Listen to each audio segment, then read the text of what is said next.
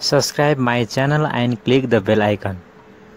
सम्माननीय प्रधानमन्त्री श्री केपी शर्मा ओलीलाई छलफलका क्रममा उठेका प्रश्नहरूको जवाफ दिन अनुमति दिन्छु।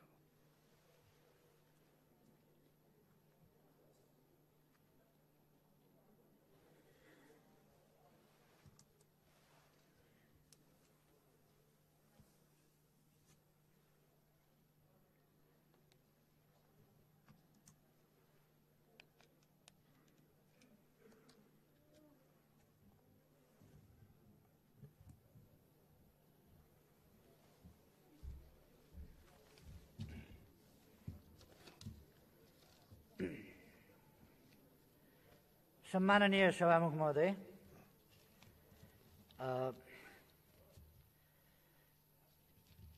मलाई लागेको थियो मैले प्रस्ताव राख्ने क्रममा र विश्वासको मत माग्ने क्रममा जुन विचारहरू राखेको थिएँ त्यसबाट सबै दल र माननीयजीहरूमा स्पष्टता आयो भन्ने मैले ठानेको थिएँ। तर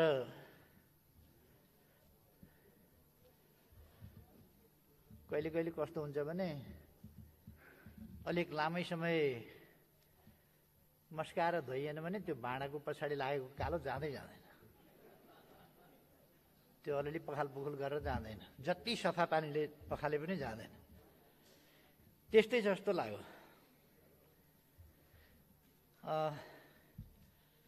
सभामुख महोदय, म निवेदन गर्न चाहन्छु। आज झुटमुट बोलेर उत्तेजनात्मक कुरा गरेर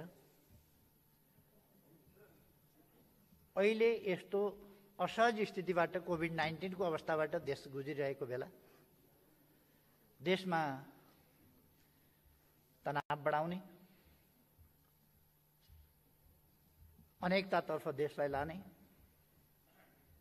वैमनस्यता र कलहतिर देशलाई लाने परिस्थिति होइन।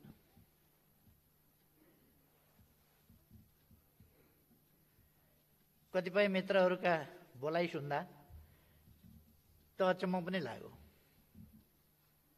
मैले माखे साङ्लो भनेको एउटा जटिल भन्ने हुन्छ, जटिल यन्त्र हुन्छ त्यो, त्यसलाई माखे साङ्लो भन्छन्।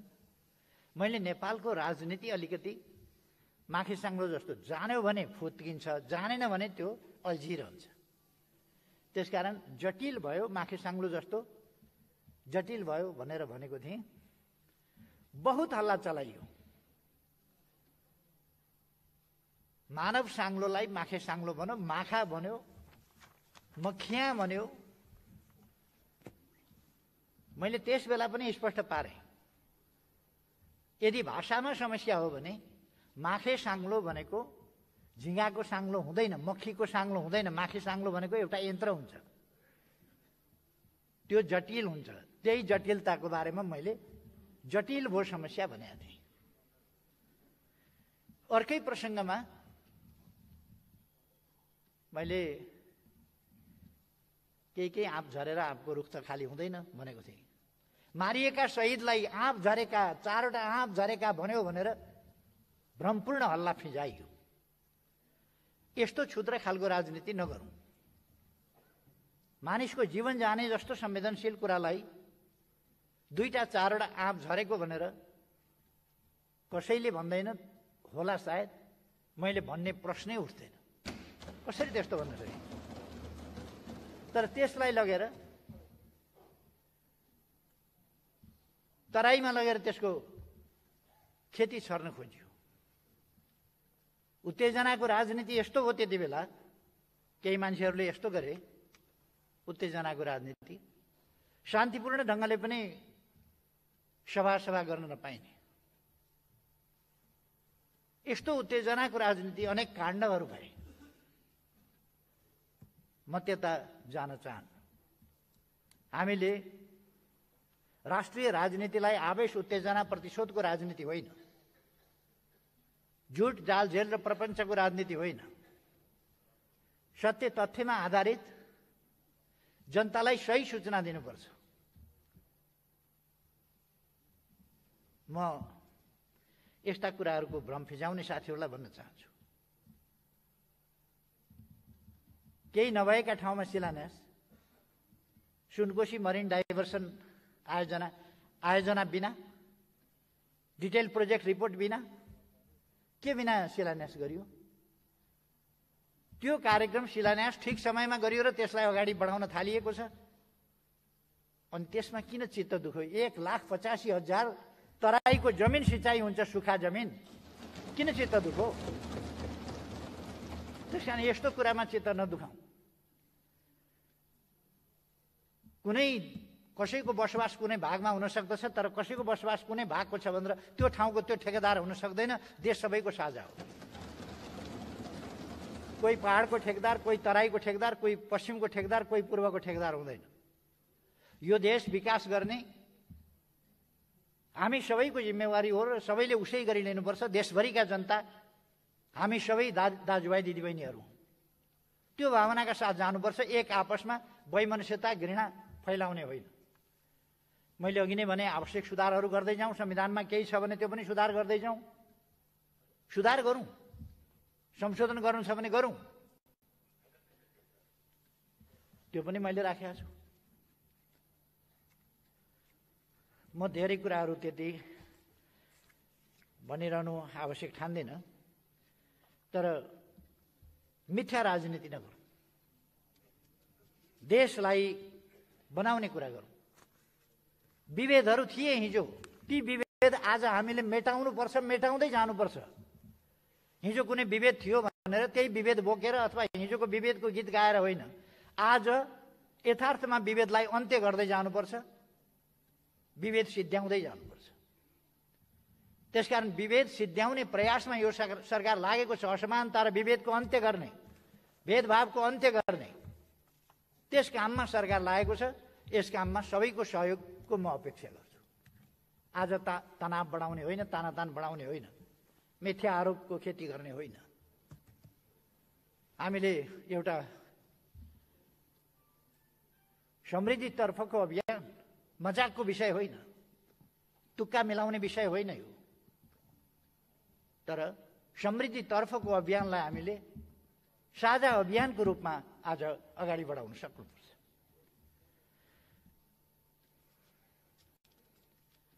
एकजना मित्रले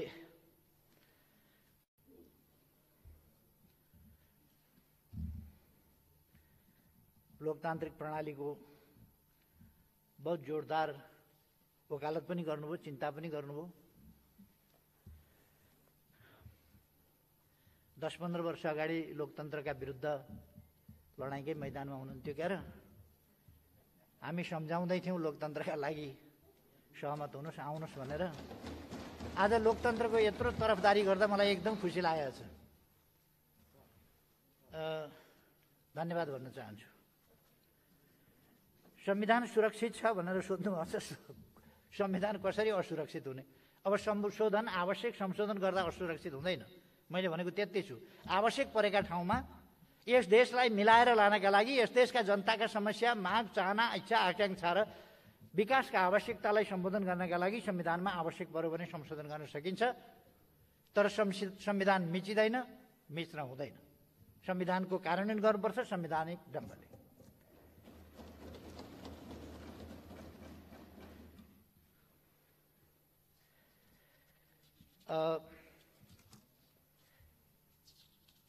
साथीहरूले के भनेको यो बुझ्ने कुरा, नेपाली जनताले बुझ्ने कुरा अलिक आएन।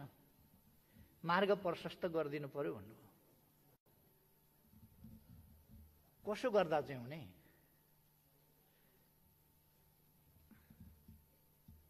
अब आज यहाँ कुरा आयो,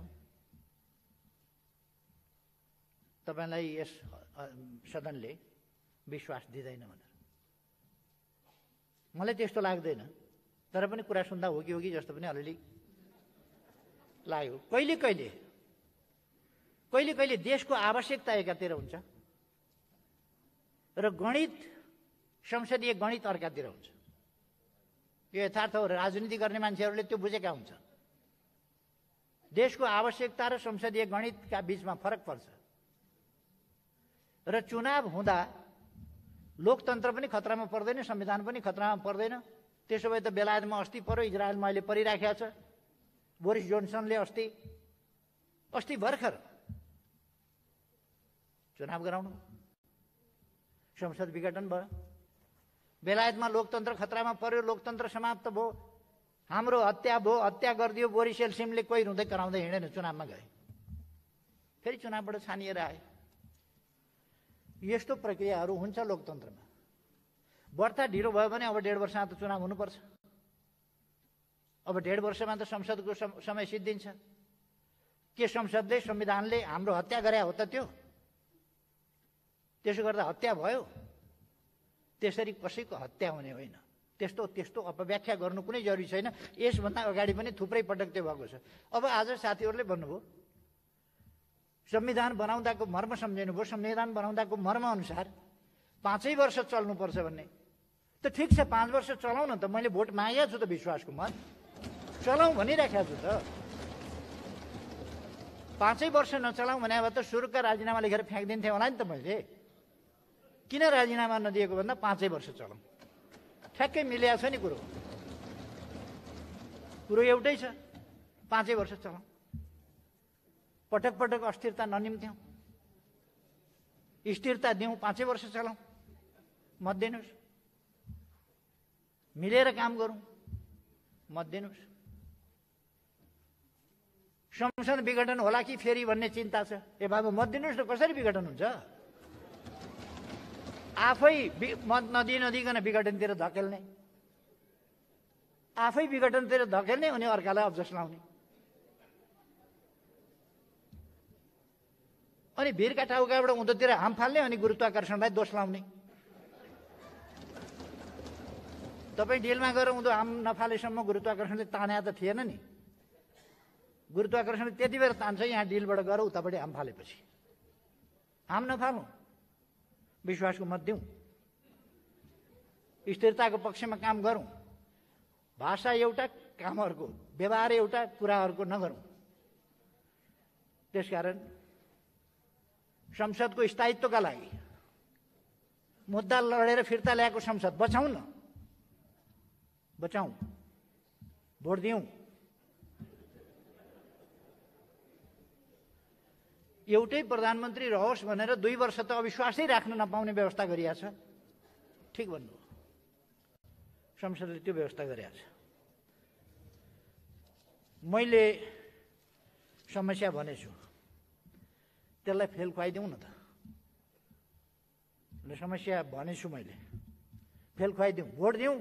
समस्या भनेको फिर्ता लिन्छु, भोट दिउँ न त। तर अनि काम चाहिँ उही भएपछि म गरौँ के?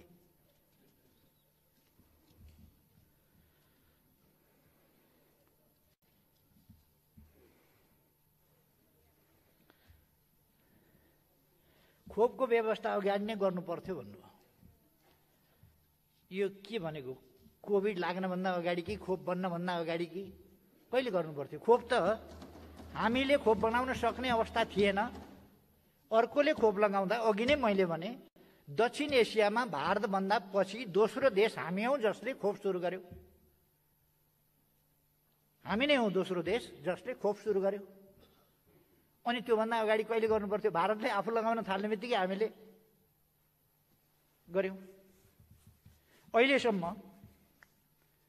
भारतबाट हामीले 10 लाख सहायतामा प्राप्त गर्यौँ। चीनबाट हामीले 8 लाख सहायतामा प्राप्त गर्यौँ। 20 लाख हामीले $4 का दरले किन्यौँ। यो सोझै कम्पनीसँग सरकारले डिल गरेर खरिद्या हो। यसमा कहीँ कतै भ्रष्टाचार छ भन्ने मलाई लाग्दैन। छ भन्नुहुन्छ तब पनि छ भन्नुहुन्छ भनेदेखि छानबिन गरौँ न त।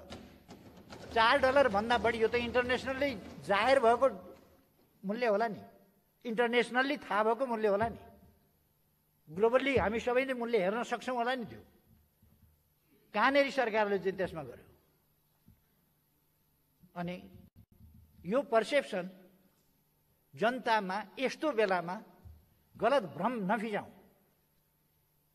हामीले जम्मा 20 लाख डोज खरिद गरेका छौँ। जम्मा 2 पल्ट गरेर ल्याउँदैछौँ। $4 का दरले किनेका छौँ। यो सार्वजनिक छ, अरू किनेको छैन। अब आउन ढिला भएको चाहिँ व्यापारीहरूको, कमिसनखोरहरूको यहाँ यसबारे मलाई जानकारी भएन। जानकारी भएका मित्रहरूले मलाई जानकारी गराइदिनु भयो भने त्यस्तोमा कारवाही गर्छु मैले।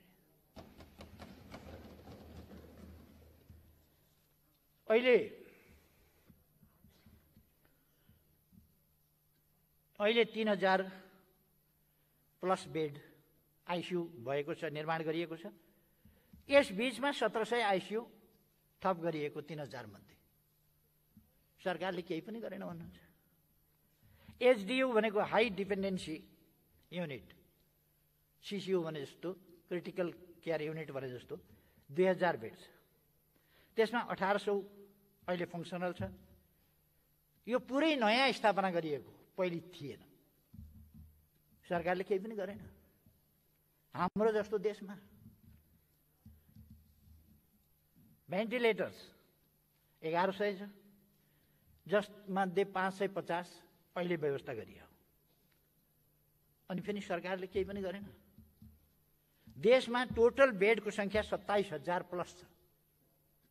27,000 प्लस। विभिन्न पालिका स्तरमा 1500 बेडहरू छन्,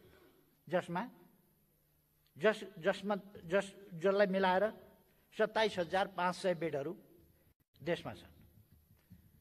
जसमध्ये सरकारी बेड मात्रै 16,000 को संख्यामा छन्। हाल करिब 8,000 बेडमा मात्रै बिरामी अस्पतालमा छन्। त्यसकारण बेडको एकातिर बिरामी, एकातिर अस्पताल भइराखेको स्थिति, कहीँ अलिकति चापाचाप भएको होला, कहीँ नपुगेको होला।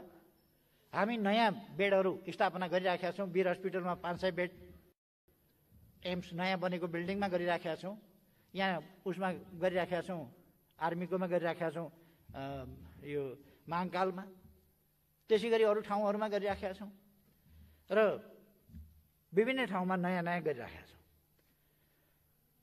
त्यसर्थ यो कोभिडको सम्बन्धमा सरकारले केही पनि गरेन जस्तो, अझै कोसिस गरोस् भन्नुहोस्, अलिकति पर्याप्त भएन, अझै सरकारले ध्यान दियोस् भन्नुहोस्, तर केही पनि गरेन भन्नु। भ्याक्सिन उत्पादन गरेका देश सँगसँगै हामी लगाउन पुगिराखेका छौँ। अनि अनुदान लिएर भए पनि पहिले आफ्ना नागरिकहरू कहाँ भ्याक्सिन पुर्याइराखेका छौँ। यस्तो अवस्थामा केही पनि गरेन भन्नु त अलिकति आजकल यो पाप धर्म भन्ने कुराको पनि ख्याल हरायो मान्छेहरूको।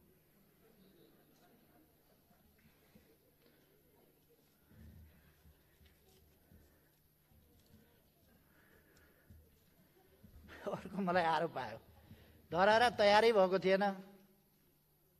अनि तयार नभइकन टुप्पामा कसरी गयो होला त?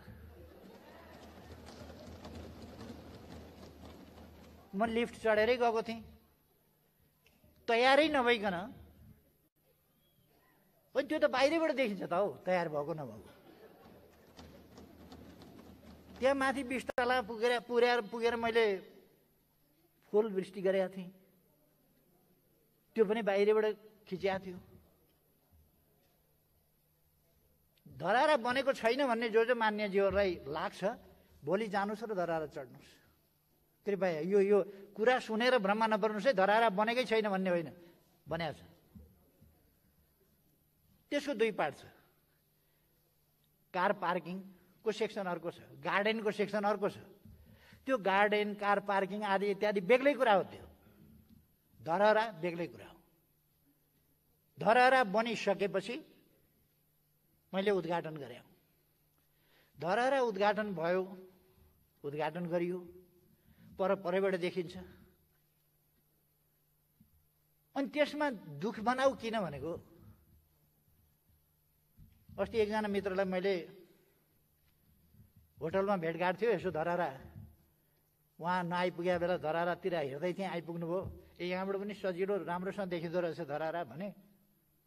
उहाँले पछि भाषण गर्नुभयो, मलाई धरारा देखायो, मलाई धरारा देखायो के धरारा देखाउनु नहुने कुरा हो र?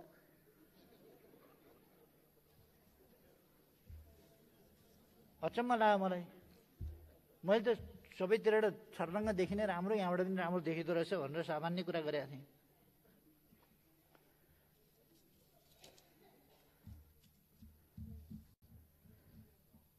सदन उपसभामुख बिइन्छ भन्नुभयो।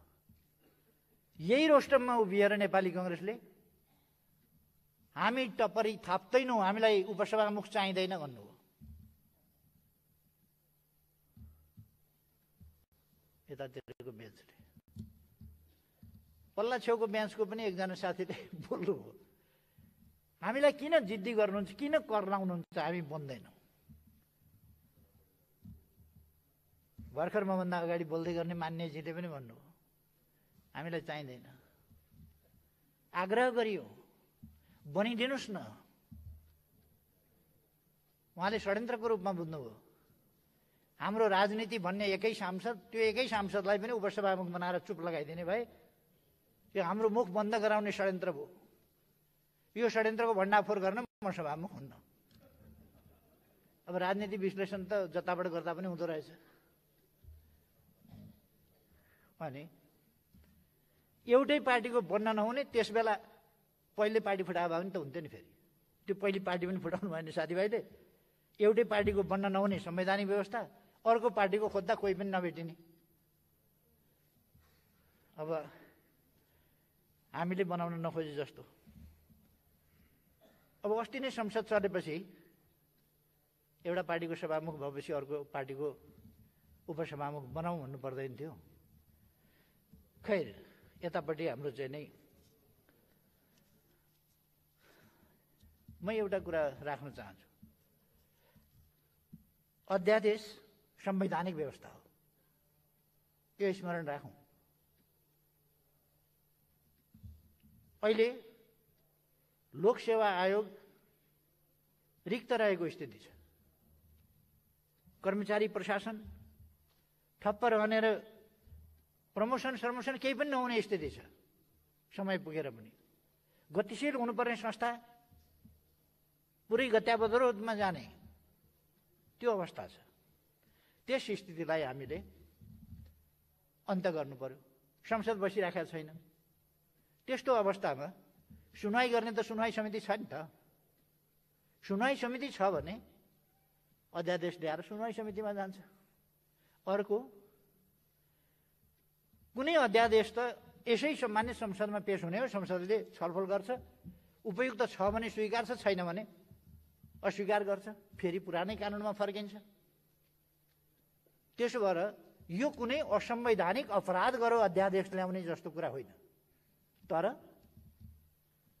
एसिड आक्रमण जस्तो कुरा, त्यसका विरुद्धको कडा कानुन बनाउने कुरा, जनताको चर्को माग, बलात्कार जस्ता अपराधमा संलग्नहरूलाई कडा कारवाही गर्ने कुरा, त्यस सम्बन्धी माग जस्ता विषयहरूलाई ल्याएर अध्यादेश जारी गरिएको थियो। त्यस सम्बन्धमा कारवाही अगाडि बढाइएको थियो। महिला हिंसा विरुद्ध हो, एसिड आक्रमण विरुद्ध हो, बलात्कार जस्ता घटनाहरू रोक्नका लागि हो। र संविधानले संसदको अधिवेशन चलेको पहिलो दिन नै, पहिलो बैठकमा नै सरकारले त्यो पेश गर्नुपर्छ। म धेरै कुरा भन्न चाहन्न। त्यो संवैधानिक उत्तरदायित्व सरकारलाई वहन गर्न दिइएन। कोही छोडेर हिँड्ने, कोही वेल घेर्ने, कोही नारा लाउने। कति संसदीय अभ्यास हामी गर्दैछौँ, कति संविधानको पालना गर्दैछौँ भन्ने साथीभाइहरूले धेरैपल्ट भन्नुभयो। छातीमा हात लाएर, छातीमा हात राखेर बोल, छातीमा हात राखेर बोल, धेरैपल्ट भन्नु। त्यसो भन्ने साथीहरूलाई म भन्न चाहन्छु, शब्द मात्रै होइन, यो हाड मासुको हात यसो छातीमा राखे झैँ गर्ने मात्रै होइन। इमानको छातीमा हात राखेर सोध्नुहोस् आफैलाई। इमानको छातीमा हात राखेर।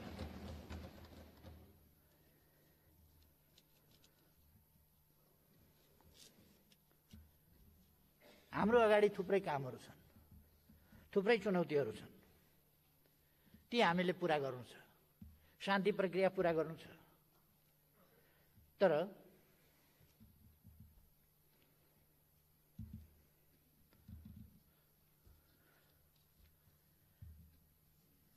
अहिले विश्वासको मत किन लिनु पर्यो भन्नुभयो साथीहरूले। प्रतिनिधि सभा पुनर्स्थापना भयो, सरकार भएन भन्नुहुन्छ, हामी अत्यधिक बहुमत छौँ भनेर भन्नुहुन्छ। हुनुहुन्छ भने अविश्वासको प्रस्ताव राख्नुहोस् न त भन्दा राख्नुहुन्न। कसले सरकारलाई काम गर्न दिएन भनेर अघि प्रश्न पनि गर्नुभयो, कसले सरकारलाई काम गर्न दिएन? मैले नाम लिनु बान्छनी हुँदैन, कसले दिएन। देशले देखाएको छ कसले काम गर्न दिएन सरकारलाई भनेर। देशले देखाएको छ, जनताले देखाएको छ। तर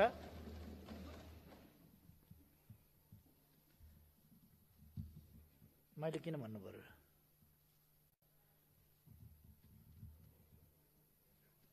अविश्वासको प्रस्ताव पनि नराख्ने, वैकल्पिक सरकार पनि दिन तयार नहुने,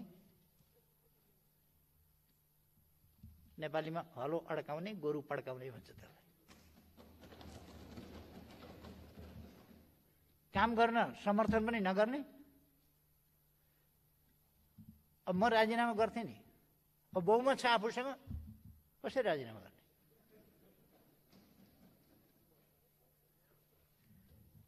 मैले विश्वासको मत लिन्छु भनेपछि बल्ल त्यही कुरा अगाडि अलिकति हप्ता 15 दिन अगाडि भइदियो भने हुन्थ्यो। 2.5 महिना पर्खेँ मैले, 2.5 महिना पर्खेँ। अविश्वासको प्रस्ताव पनि आउँदैन, विरोध चल्याछ लहर। काठमाडौँमा उत्तरदेखि दक्षिणसम्म,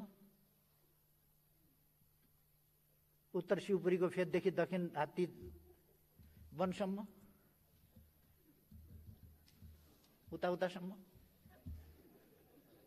उतादेखि उतासम्म दौडधुप चलेको छ के भए जस्तो। सभा किन गर्यो भने, सभा त मैले अलिक पछि थाले हो। जनता कति आउँदा रहेछन् हेर्न यहाँ आऊ भनेपछि मैले पनि त्यहीँ लगेर देखाइदिएँ। मैले पहिले यहाँ आऊ मान्छे हेर्न भने होइन नि त, मान्छे हेर्न आऊ, यहाँ मान्छे हेर्न आऊ भनेपछि म पनि त्यहीँ मान्छे हेर्न गएको, त्यति मात्रै हो। अब अहिले मैले विश्वासको मत किन लिएको भन्दा अस्थिरताका लागि होइन, अस्थिरताका लागि होइन, मत दिनुहोस् स्थिरताका साथ अगाडि लैजाउँ भनेर हो, अस्थिरतातर्फ नलैजाउँ भन्नका लागि हो। तर कस्तो भयो भने विरोध गरेको छ, विकल्प दिएको छैन, विरोध गरेको छ, विकल्प दिएको छैन। इनफ इज इनफ, त्यही इनफ इज इनफ भएर लौ त इनफ भनेर म गम्भीरताका साथ भन्छु। आज यस सदनमा उपस्थित दलहरूका हातमा छ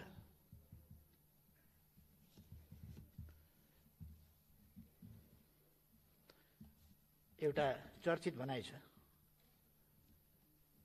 कुराले चिउरा बित्दैन। हामीले स्थिरता चाहेको हो भने, हामीले स्थायित्व चाहेको हो भने, हामीले सहयात्रा र सहकार्य चाहेको हो भने त्यस अनुसारको बाटो लागौँ न। होइन भने संविधान अनुसार दुईटा बाटा छ। संविधानको कार्यान्वयन उपयुक्त ढङ्गले संवाद र सहमतिबाट उपयुक्त ढङ्गले गर्न सकिन्छ एउटा। अर्को सहमति हुँदैन भने पनि खोज्नु के पर्छ भन्दा संविधान अनुसारको बाटो खोज्नुपर्छ। संवाद सहमतिका साथ स्थिरता स्थायित्वको पक्षमा र उपयुक्त ढङ्गले देशलाई अगाडि बढाउनका लागि स्थिरता स्थायित्व कायम गर्ने हिसाबले अगाडि बढौँ। ठिक छ, म तयार। के गर्नुपर्छ भन्नुहोस्। मैले त विकल्प प्रस्तुत गर्नका लागि ल्याएँ त यहाँ। यति गर्दा पनि धन्यवाद भन्नु छैन।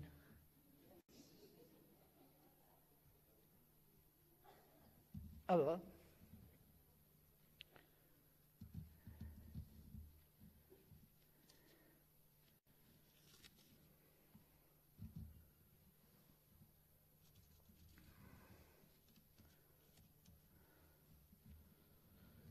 यो विश्वासको मत भनेको चाहिँ यो संसद बाहिर गरिएको हल्ला होइन, संसद बाहिरको आरोप प्रत्यारोप होइन, म कसैलाई आरोपित लाञ्छित गरिराखेको छैन। यो संसदभित्रको प्रक्रिया हो र मैले संसदको विश्वास ममाथि छ भन्ने कुराको पुष्टि हुँदैन भने मैले मार्ग प्रशस्त गरिदिनुपर्छ। संसदले फैसला गरोस्, सुविचारी ढङ्गले फैसला गरोस्। मैले सरकारको नेतृत्व गर्न जरुरी छ कि छैन, संसदले आदेश दियोस्। आज छैन भने मार्ग प्रशस्त, संसदको आदेशसँगै मार्ग प्रशस्त भइहाल्छ। त्यसकारण यो कुनै जालझेल षड्यन्त्र टिक्रम होइन। म त यस गरिमामय संसदका अगाडि आएको छु स्थायित्वका लागि, स्थिरताका लागि, सहमति र सहकार्यका साथ देशलाई अगाडि बढाउनका लागि। सबभन्दा ठुलो पार्टीको हैसियतले पनि र त्यस सबभन्दा ठुलो, सबभन्दा बढी जनमत भएको पार्टी, सबभन्दा बढी सिट भएको पार्टीको हैसियतले पनि सबै पक्षलाई मिलाएर म अगाडि जान्छु भनेर सरकारको नेतृत्व गर्ने, न्यायोचित हिसाबले सोच्ने हो भने पनि मैले हक राख्छु। त्यसकारण मैले यस गरिमामय सदन समक्ष विश्वासको मतमा आएको। तर अलिअलि परिस्थिति मैले पनि देखेको छु।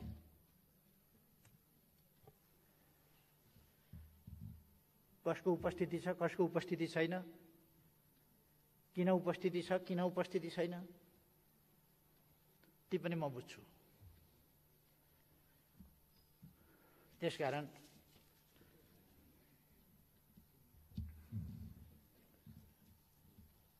यहाँ आशंका पनि कतिले व्यक्त गर्नुभयो, फेरि विघटनका लागि बाटो बनाउन त होइन भनेर।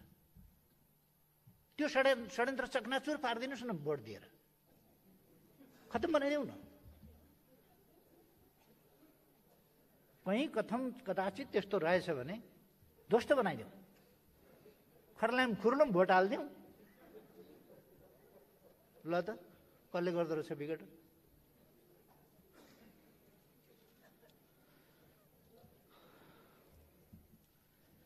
अब सभामुख महोदय, माओवादी केन्द्रका अध्यक्षले भन्नुभयो हामीले त समर्थन दिएकै थिएन मात्र। अनि अस्ति 4 दिन अगाडि फिर्ता चाहिँ नदिएको समर्थनको के लिनुभयो त? के फिर्ता लिनुभयो? फिर्ता समर्थन दिएकै थिएन, तर मैले विश्वासको मत लिन्छु भनेपछि त्यसपछि फिर्ता लिनुभयो। हामीले समर्थन फिर्ता लिउँ भन्नुभयो। नदिएको चिज फिर्ता लिनुभयो भने तपाईँले अतिरिक्त मबाट केही लिनुभयो। फिर्तै मलाई त दिएकै रहन्छ त, मबाट त केही त लिनुभयो तपाईँले। के लिएँ भन्नुभयो नि, अस्ति फिर्ता लिएँ भन्नुभयो नि, त्यो के फिर्ता लानुभयो? समर्थन दिएकै थिएन भने त मसँग अतिरिक्त लानुभयो।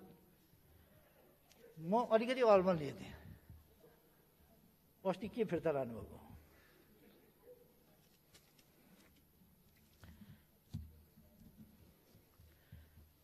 सभामुख महोदय, आज देशले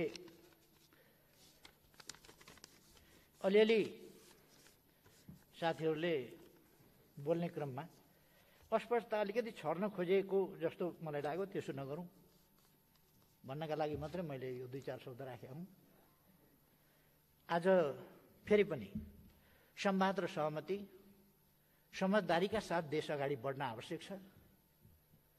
फेरि पनि भनाइमा उच निच यताउता कसले कति गर्यो, कमसेकम हिजोका कुरा छोडेर अब अगाडि बढौँ त।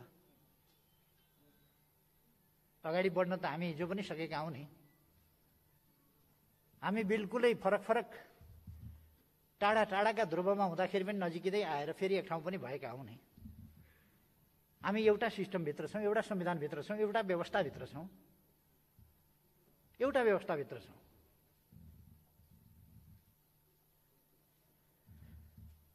अब हामी को कसको च्याम्पियन भन्ने कुरामा पनि धेरै होडबाजी नगरौँ कि जस्तो लाग्छ। त्योभन्दा अब अगाडिका विषयमा संवाद, सहमति, एकता, समझदारीका साथ अहिलेको कोभिड विरुद्धको समस्या समाधान गर्न, त्यसका विरुद्ध जुझ्न एकजुट भएर अगाडि बढौँ। खुट्टा मात्रै तान्ने कुरा नगरौँ, एकजुट भएर अगाडि बढौँ र देशको विकास, देशमा शान्ति सुव्यवस्था, सुशासन र राष्ट्रिय एकताका साथ देशलाई समृद्ध बनाउन र जनतालाई सुखी बनाउने त्यस अभियानमा जुटौँ। यसका निम्ति र स्थिरताका निम्ति, स्थायित्वका निम्ति संसद चलाउनुपर्छ। त्यसका निम्ति यदि साँच्चै साथीहरूले चिन्ता जाहेर गर्नुभएको हो भने कृपया मेरो प्रस्तावको पक्षमा मतदान गर्नुहोस्। म फेरि पनि आग्रह गर्न चाहन्छु, मतदानको पक्षमा, के अरे प्रस्तावको पक्षमा मतदान गर्नुहोस्। धन्यवाद।